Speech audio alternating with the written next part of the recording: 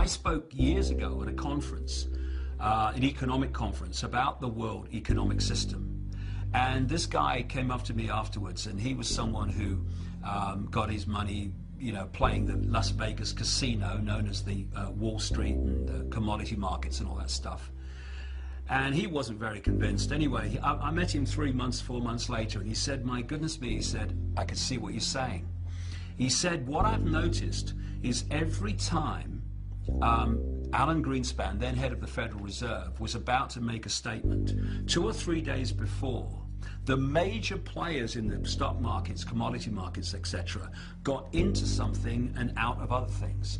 And every time, the effect of Greenspan's statement has been to push up what they got into and push down what they got out of. Why? Because they wrote his statement.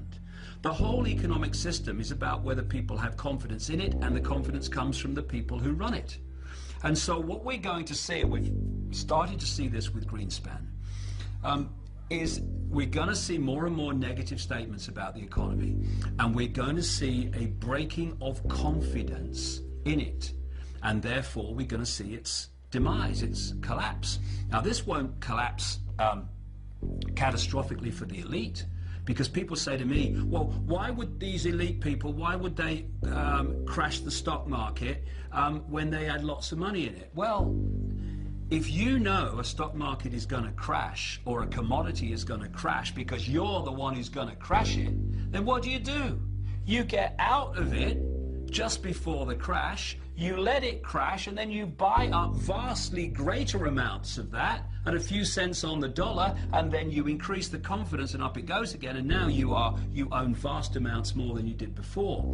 There was the famous story, infamous story, of the Rothschilds at the time of the Battle of Waterloo, when the Rothschilds put out the false rumor in the London financial district that Britain had lost the Battle of Waterloo. And of course, everything crashed. And then came along the real news, the real truth, which is they'd won the Battle of Waterloo, and the stock market went flying up again, except when it crashed, the Rothschilds had agents all around buying up stocks on a few cents on the dollar. And at the end of that day, the Rothschilds were vastly more wealthy and powerful than they were before. So if a stock market crashes, or an economic system crashes, it's because those who move trillions of dollars around it every day have made it crash. And in a world where money is king, where money decides choice, where money decides life possibility, what greater way of creating chaos and fear than a collapse of the economy? And we're already seeing that happen. It works like this. This is how the economic system has worked for centuries, and still being applied today. It's real simple, and this is how the elite few have trawled the wealth of the world and created booms and busts at will.